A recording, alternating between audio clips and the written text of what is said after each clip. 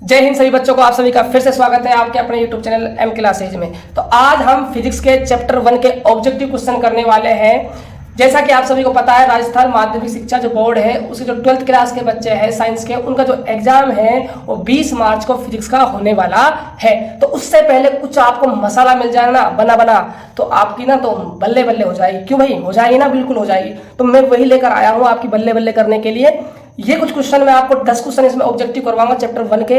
इनसे बाहर कुछ नहीं जाएगा बच्चों, विश्वास कीजिए, इन्हीं में से आएगा पेपर में। मैं हर एक चैप्टर के आपको ऑब्जेक्टिव क्वेश्चन करवा दूंगा, न्यूमेरिकल करवा दूंगा, जो बड़े क्वेश्चन है वो भी करवा दूंगा। आप चैनल को प्लीज सब्सक्राइब कर लेना, वीडियो को लाइक कर देना और बेल आइकन घंटी को प्रेस कर देना।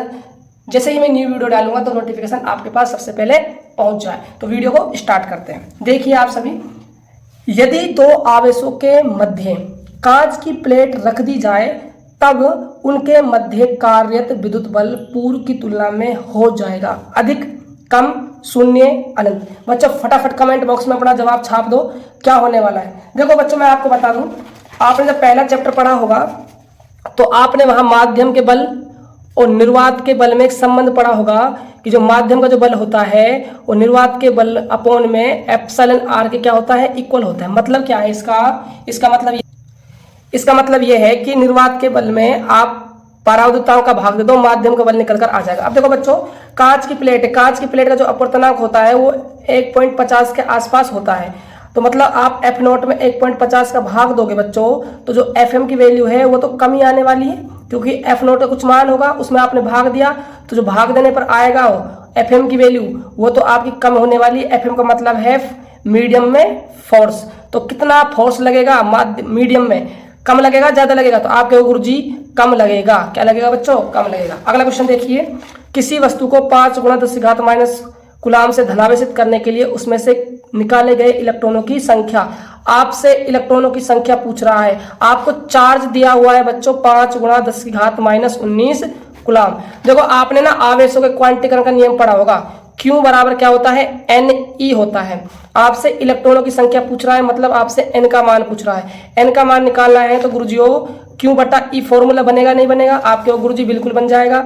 n की वैल्यू निकालनी है। Q क्या है? आवेश। कितना आवेश दिया हुआ है? 5 × 10⁻⁻19। बच्चों इलेक्ट्रॉन का आवेश तो आप सभी जानते होंगे, 1.6 10⁻⁻19।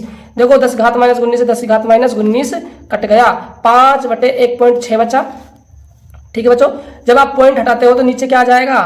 10, ऊपर जाएगा तो 50 बटे क्या हो जाएगा? 16। अब 16 का भाग आप 50 में दोगे, 16 कम 16 3 पॉइंट कुछ आएगा, 3 पॉइंट कुछ आएगा। लेकिन जो इलेक्ट्रॉन की संख्या है वो कभी पॉइंटों में नहीं आ सकती, इसीलिए हम लगभग क्या मान लेंगे उसको? 3। तो आपका ऑप्शन नंबर ए बिल्कुल राइट हो जाएगा।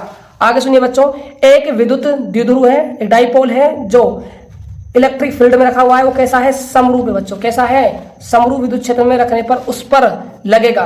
तो आपको यह बताना है कि कोई विद्युत द्विध्रुव है, उसको आपने समरूप विद्युत क्षेत्र में रख दिया तो उस पर क्या लगेगा?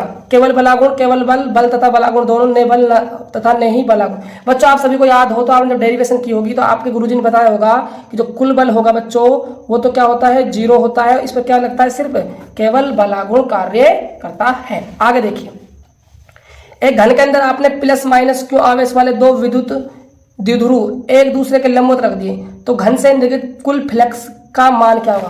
देखो बच्चों, फ्लक्स का जो फॉर्मूला होता है φB का, ठीक है।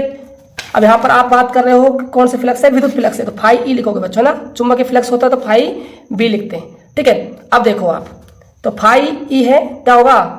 कुल आवेश बटे में एप्सिलॉन नॉट लिखोगे, ये आपका फ्लक्स का फॉर्मूला है। ऊपर देखो कुल आवेश आएगा। अब बच्चों देखो ये क्या है? आपका +- Q आवेश का एक द्विध्रुव है। और आप सभी को पता होगा जो विद्युत द्विध्रुव होता है, एक आवेश तो माइनस का लिया जाता है, एक प्लस का लिया जाता है, ठीक है। अब चाहे आप घन के अंदर कितने भी विद्युत द्विध्रुव रख दो, उससे हमारा कोई लेना देना नहीं है। हमारा मतलब है आवेश से। तो देखो माइनस का Q चार्ज प्लस का Q चार्ज ऐड होगा तो 0 मिलने वाला है बच्चों। जब आवेश का मान 0 रखोगे और एप्सिलॉन नॉट का मान सभी को पता होगा 8 5 10⁻12 मात्रक होता है ना, मात्रक और लगा देंगे इसके पीछे, ये होता है। अगला क्वेश्चन है इसी सीरीज में, वो हम आगे डिस्कस कर लेंगे, है ना।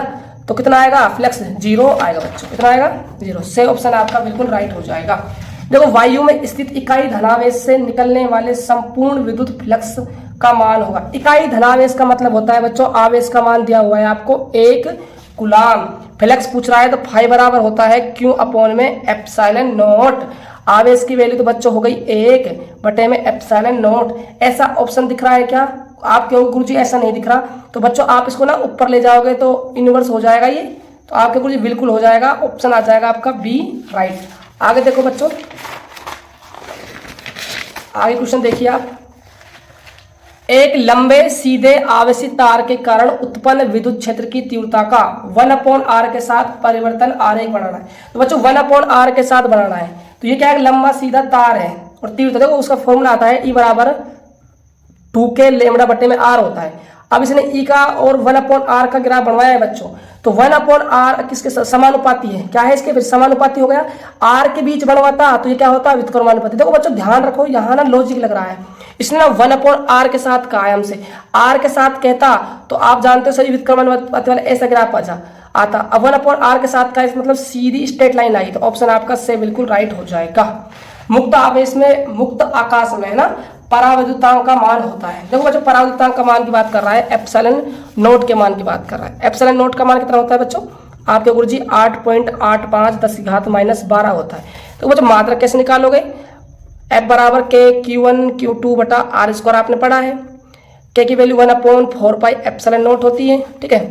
Q1 Q2 बटा में R स्क्वायर, एप्सिलॉन नॉट को वहां भेज दो, Q1 Q2 बटे में F गुणा में R स्क्वायर, मतलब क्या है, ऊपर Q गुणा Q कूलाम स्क्वायर, बल का न्यूटन, R क्या है दूरी, 2 बार दूरी मल्टीप्लाई हो रही इसलिए मीटर स्क्वायर, तो कूलाम स्क्वायर बटा न्यूटन गुणा मीटर स्क्वायर। ऑप्शन देख लो, कूलाम स्क्वायर न्यूटन बटा न्यूटन गुणा मीटर स्क्वायर। तो बच्चों ये ऑप्शन नहीं होगा, ये ऑप्शन नहीं होगा, ये ऑप्शन नहीं होगा। ऑप्शन लिख लो, है ना, इसमें ऑप्शन वो लिखा हुआ नहीं है, ध्यान नहीं रहा मेरे, आप लिख लो बच्चों, सॉरी इस बात के लिए, ठीक है। C स्क्वायर बटा में न्यूटन गुणा में मीटर स्क्वायर होगा, है ना, तो आपका दे ऑप्शन बिल्कुल राइट हो जाएगा, ठीक है। विद्युत क्षेत्र की तीव्रता का v में सूत्र है, तो बच्चों आपका दे ऑप्शन बिल्कुल राइट हो जाएगा, m1 L1 T-3 a-1। आप निकाल भी सकते हो, मैं निकाल के नहीं दिखा रहा, वीडियो ज़्यादा लंबी हो जाएगी। एक इलेक्ट्रॉन तथा प्रोटॉन समरूप विद्युत क्षेत्र में स्थित है, उनके त्वरणों का अनुपात, तो आपका mp बटा में me हो जाएगा। विद्युत क्षेत्र में द्विध्रुव पर बल आघूर्ण का मान अधिकतम होने के लिए p वेक्टर तथा e वेक्टर के मध्य कोण होगा। देखो कोण फॉर्मूला होता है टो बराबर p sin थीटा। अब हमें अधिकतम दिखाना है तो थीटा की वैल्यू कितनी रखनी होगी, कितनी रखी होगी, तो आप क्या होगे गुरुजी 90 डिग्री रख दो, क्या रख दो, 90 डिग्री रख दो, क्योंकि साइन 90 की वैल्यू ना 1 होती है, तो टॉर का मान इस वाली कंडीशन के लिए ना मैक्सिमम आता है, अधिकतम आता है। तो हमने इस वीडियो में कुछ इंपॉर्टेंट क्वेश्चनों को डिस्कस किया, हमने 10 ऑब्जेक्टिव किए पहले चैप्टर के, और मैं ऐसे ही आपको जितने भी चैप्टर बच गए उन सभी के ऑब्जेक्टिव क्वेश्चन प्रोवाइड करवाऊंगा। आप विश्वास कीजिए इससे बाहर कुछ भी नहीं जाएगा। यदि आप चैनल पहली बार आए हो तो प्लीज़ आप चैनल को सब्सक्राइब कर लेना, वीडियो को लाइक कर देना और अपने दोस्तों के साथ शेयर कर देना। मिलते हैं नेक्स्ट वीडियो में, तब तक के लिए बाय बाय, टेक केयर, जय हिंद।